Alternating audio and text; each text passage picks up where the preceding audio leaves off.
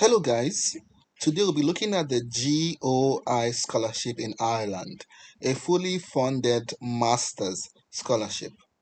Let's go straight to considering what the scholarship covers. As you can see here, this scholarship comes with a stipend of 10,000 euros. It also covers your full tuition, so a full fee waiver. So whatever course you're studying, your full fees will be covered and 10,000 euros in your pocket. So this is what we'll be talking about today. Then I would also be sharing this with you. So these are essay tips on how to write the scholarship essay. So this scholarship will require you to write some essays based on your what you expect from this program, what you intend to give back to this program, and these talking points will help you with tips on how to write this essay. So stay with me as I talk you through the application process and tips of winning the GOI scholarship in Ireland. So welcome to my YouTube channel. It is Victor once again. It's another day and we have another scholarship. In case you're joining us for the first time, you're welcome, but where have you been? There are lots of videos already on this YouTube channel on fully funded scholarships from around the world. So look around, I'm sure you'll find something that catches your interest. And if you're a returning viewer, a returning subscriber, thanks for coming back, thanks for the constant support, and I hope you get a scholarship sooner than later. So let's get into the gist of today. The Government of Ireland International Educational Scholarship, also known as the GOI IES Scholarship. So we've already talked about what the scholarship covers, but there's this interesting piece of information here that the scholarship might also cover master's, postgraduate diploma, or even a PhD. The problem here is that the scholarship only covers your studies for 1 year. And for a PhD, for instance, you say 3 to 4 years and if not more. So this scholarship wouldn't be appropriate for you if you're looking for funding for like a 3 or 4 year program. So it's more appropriate for a master's, and the way it is designed is deliberately to attract those applying for a master's.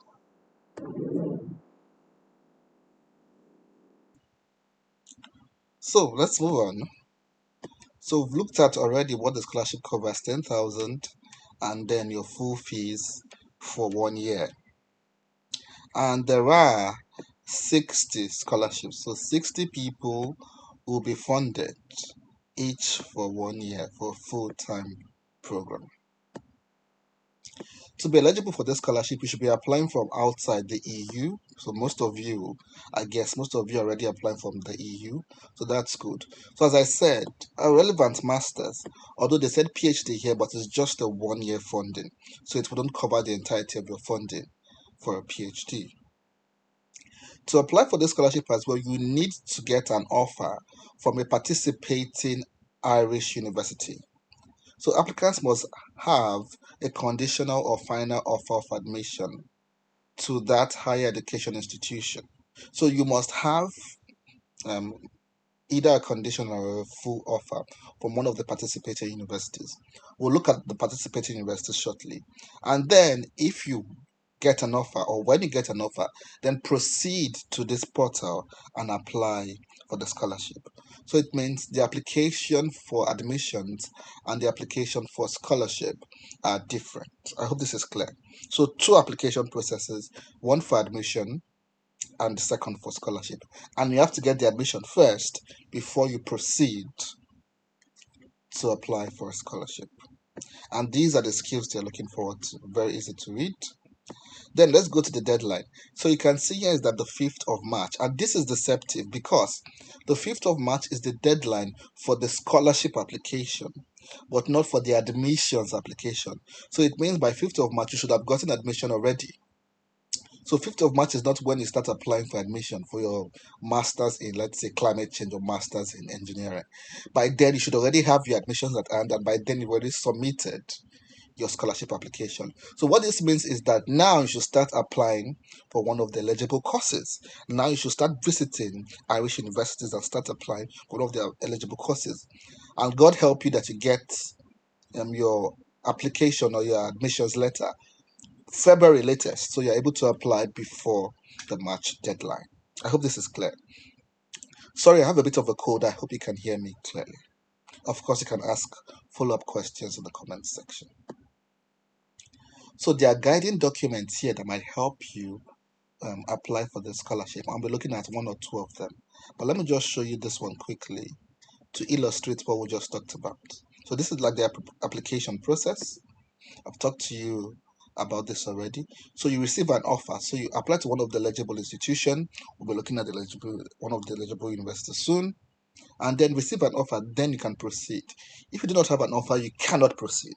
So this is very clear. This is important to note. A number of people just rush to apply for the scholarship without getting an offer first. You have to get an offer, and that is why you have to start your application as soon as possible. Of course, check out other documents here. I will be going straight into this one, the call of application, because that's where you get the detailed information. Of course, check other documents like how to guide your referees on how to write reference letters for you. So this is the main document. I've taken a look at it already, and I think you should as well. Once again, 60 opportunities, full-time in person, and then get the amount, 10,000 full tuition, the eligibility. Most of these things have been seen already. And this is what they want you to have in your profile. Easy. Then I talked about the essays that you need to write. Remember I talked about that in my introduction. Now this is where they come to bear. This is how you're going to be graded, how you're going to be scored. So academic qualifications, achievements, and work experience, all these might be found in documents like your transcript, your CV, reference letters. So that's 40%. Then a personal statement. And the first one is about the benefit of becoming a GOI scholar. It will help you personally and professionally. And how you would how it will help the higher educational institution you'll be joining in Ireland. And so all these are very important. It's 15 marks, as well as your country of origin. Very important. Then there's another essay question about how do you extend yourself beyond the program? So what non-academic extracurricular activities will you engage yourself in? I'll be giving examples of this as well in my essay tutorial. And then your long-term goal and how it aligns with Ireland. Then you have your reference letters. So for these questions, I have drafted some key issues or key points you might want to raise. And let's do this. So, benefits of becoming a GOI scholar, you can mention things about the skills you intend to acquire from the master's program. So mention the particular skills. Then like how it would help your financial status, that you cannot fund your own studies, and this has come to help you by providing generous fees and generous stipend. And an opportunity to learn new cultures, meet new people, international exposure. So these are the personal things that the GOI scholarship will help you with. So remember the prompt said how it will help you personally and professionally. So it is very important. So this is the personal gains, and professional gains are right here below. So you can't say that it will help your career advancement either in the short term, the medium term, and the long term. Furnish you with skills to become a leading figure in your field. Help you with finding jobs promotion, networking with other students, faculty, to engage in joint projects, publication, conferences. So these are your professional benefits, the professional benefits. It also says something about the home country, I think. So it can also include here home country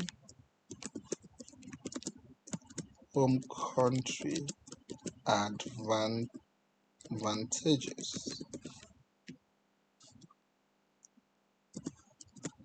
So home country advantages. And these might include things like, let's see, address a nagging problem. Address a nagging problem in your home country. And this might be e.g. climate change, e.g. Development of public infrastructure,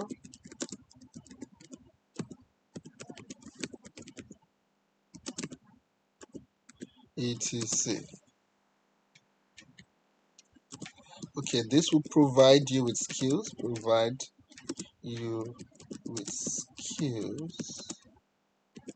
to address. Yeah.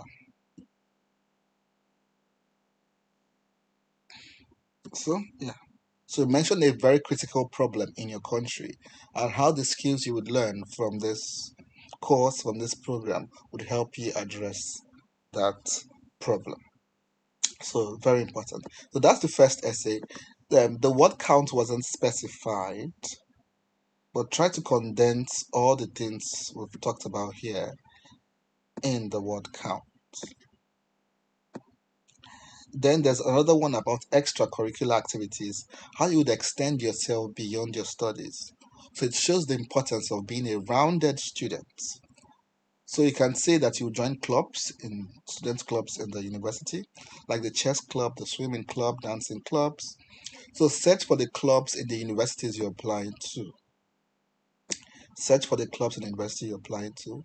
Also search for like local festivals, Irish festivals, and cultural events like Patrick's Day, like how you would want to attend the museums and learn about the country's culture, how you join the local book club. So these are investigations you can do on your own. Check for where your university is located, check for the cultural events, cultural sites around the university, and show how you would like to attend them. So this scholarship is aimed at helping you to gain skills at your university, but also helping you to get international exposure, learning new cultures, meeting new people, you know, and getting more exposed. And you have to show that you're open minded to learning new cultures and meeting new people. And that is why these extracurricular activities are important. Then the long term goals, your long term connection to Ireland. You can say that you join the Alumni Society and then organize alumni events, joint projects, and things like that. You can say that you serve as an envoy, a representative, and an ambassador to Ireland, and look for issues that connect Ireland to your home country. So, what projects is the Irish government doing in in your home country, and how do you want to be like the intermediary between Ireland and your home country, and to be a champion of the Irish cause in your home country? And of course, you can't say, by the way, you're allowed to stay back after your studies. So you can't say that you support Irish industry in your field of expertise. That like you do like a give back to Ireland. So the skills you've acquired from the Irish university, you give back to the Irish industry by doing internship, by having a job in Ireland, or by consultancy. So that is also allowed, and that's how you can give back, not just to your home country, but actually to Ireland itself. So I'll be leaving a link to this document in the description box. So it will help you write your essays. So do not worry, you can check it out by the time you're done with the rest of the video. So just scroll down a little. Remember I talked about the participating universities? Good. So these are the participating universities. I think there are about 20 of them. So these are the universities you should apply to for masters, usually a master's program. So if you're interested in, like, let's say computer engineering, look for the university here where you can take up that course and then apply to the university. Hopefully get an admissions letter on time, and then you can proceed to apply for the scholarship. And I think you're allowed to apply to multiple universities. Yeah, I think there's an instruction about applying to multiple universities. So you can apply to, I think, up to 3 different universities. You can always check the FAQ section to be sure. I believe you can apply to up to 3 universities, and then also apply to 3 different scholarship applications. So we can go to the main page. Let's go to the FAQ section to just to confirm how many universities can we apply to. So this is the FAQ. Let's make this bolder. Okay. Issues about the eligibility requirements. I think somewhere here you also get the hopefully if we check closely, we'll see the number of universities we can apply to. Let's see details and offer. Nothing has been stated here, but probably if you look very closely, I'd advise you to look closely and see if you can apply to multiple universities.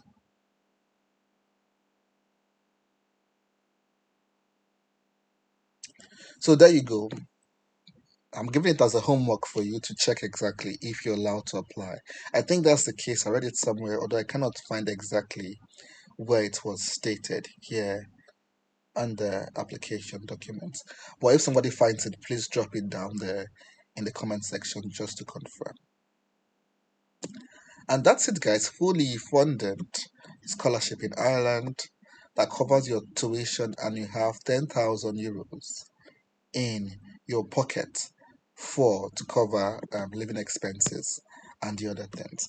As usual, I do not just share the links with you, but I also teach you how to apply for the um, essays, the scholarship essays, how to write the scholarship essays. Because without this tutorial, I think sharing a link with you would actually be largely useless, because anybody can do that with you. But if you do not know how to write the essays, then it might amount to nothing. So that is it, guys. We wish you good luck with your application. As usual, there are several other videos on this channel on fully funded scholarships from around the world. So you can apply to multiple scholarships, multiple countries, multiple universities, and you might just have multiple offers as well. And you'll be in that beautiful opportunity, or in that beautiful situation where you can choose from different multiple offers and choose from the best bargain. As usual, guys, we cannot wait to celebrate you. So get to work, and I'll see you at the top sooner than later. Bye bye for now. Cheers.